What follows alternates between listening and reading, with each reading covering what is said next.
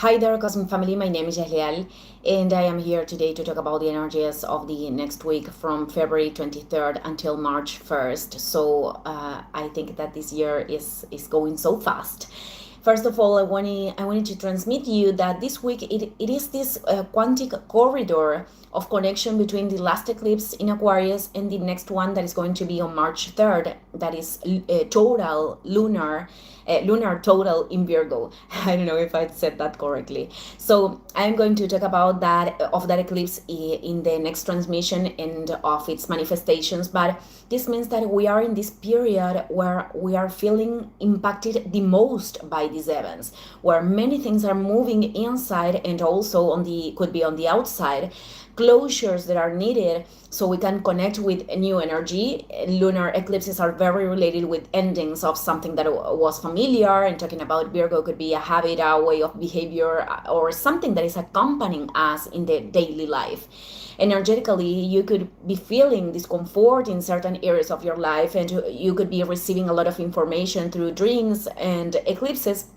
And because of the eclipses and because of other transit that I'm going to describe in a minute, you could also be experimenting difficulties to sleep or anxiety. But you have to remember that this kind of manifestations have generally roots that are important to identify so we can re-equilibrate ourselves, rebalance ourselves. So I'm going to go with the first transit on February 26th. Mercury starts its retrogradation in the degree 22 with 33 minutes of Pisces. The retrogradation goes from this day, February 26th, until March 20th.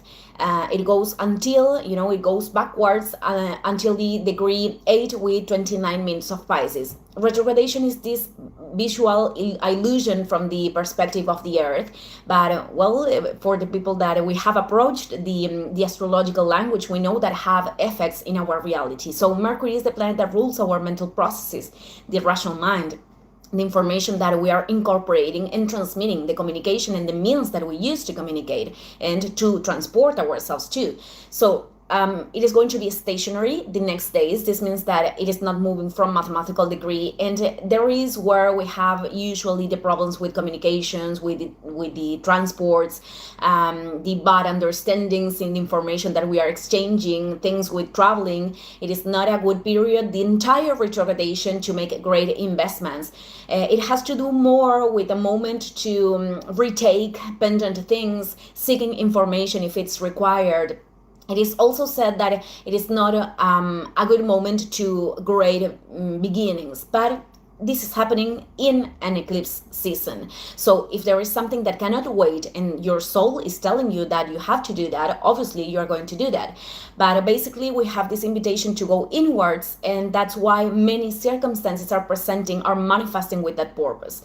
The period that we are going to review involves the situations that happened between February 11th until February 26th, and could emerge other topics of the past, because Pisces is very related with the emotional memories, both subjective as collective.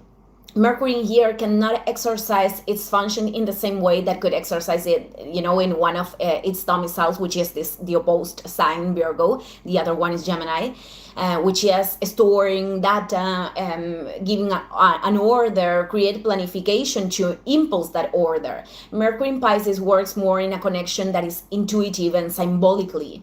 But many times this could cause discomfort in our rational processes, because perceptions, mental structures, and forms that we are conceiving reality many times cannot contain this intuitive information that is descending. So we have to dissolve these forms of thought to amplify our mind and open ourselves to new perceptions.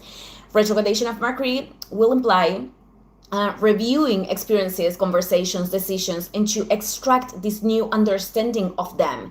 For example, if there are emerging memories of the past that you can recognize that had a profound impact in your emotional world, and perhaps they are not related with the dates that I communicated a minute ago, a while ago, probably it is because those situations are connected with something you have experimented or you are experimenting now.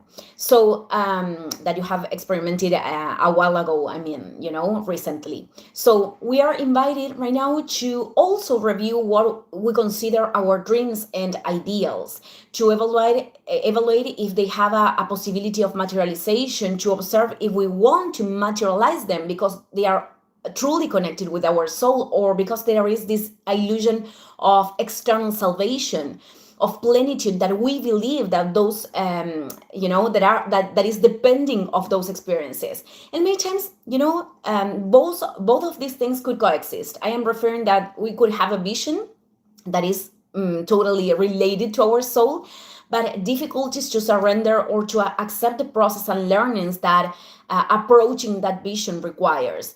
Or perhaps what could prevent us from approaching those dreams could be fears. Talking about Pisces, they could be even ancestral of the collective unconscious, or intuitions that we didn't listen or that we are not listening right now, and we have to invitation to do so.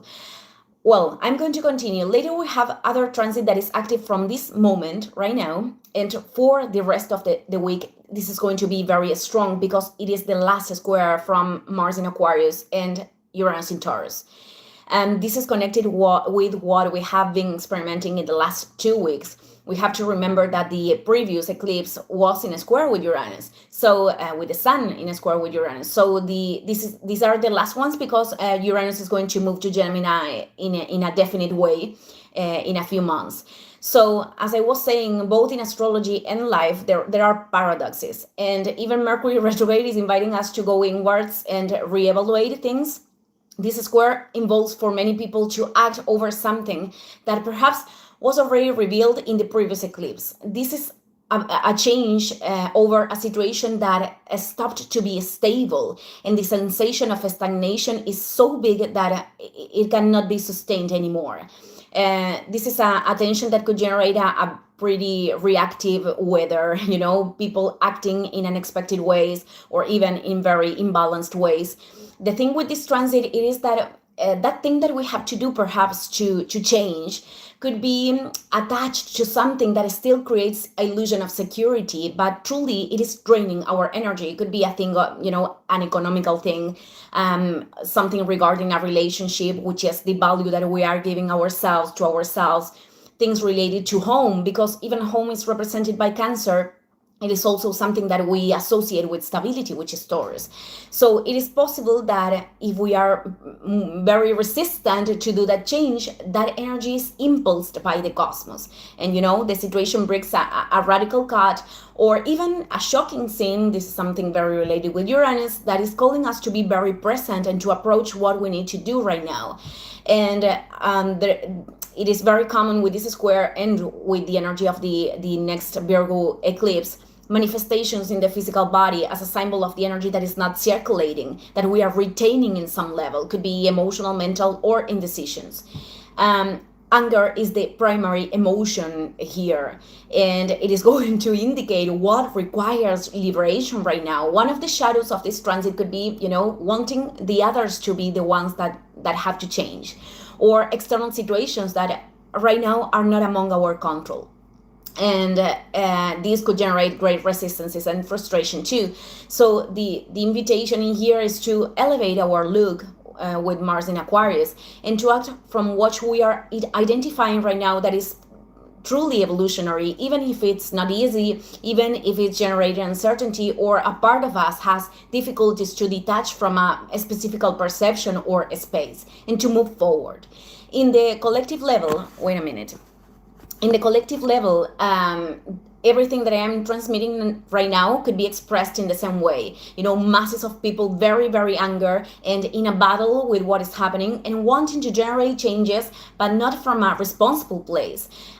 Assuming decisions that are truly are required right now to generate this freedom from this distorted paradigm, because the corruptions of the system that are totally in evidence right now, at this point, we cannot change them by demanding to the same ones that are impulsing those distortions. They could be changed generating an inner revolution that are, that is leading us to create realities and new structures that can break the change with those old social constructions. So this is a communitary work. But in order to do that, individuals need to recognize their sense of purpose and to look for and to seek the function, through they came here, they incarnating here to make their part in the great scheme. And this could be a process, for each one of us, but demands courageous decisions along the way. So, well, this same day, this February 27th, the Sun in Pisces makes a conjunction with the North Node and therefore an opposition with the South Node in Virgo. This is an activation of the eclipse. And here probably we already are, experimenting this invitation to move forward in a new way in our path. Perhaps we need to surrender to something and, letting go of wanting to understand everything.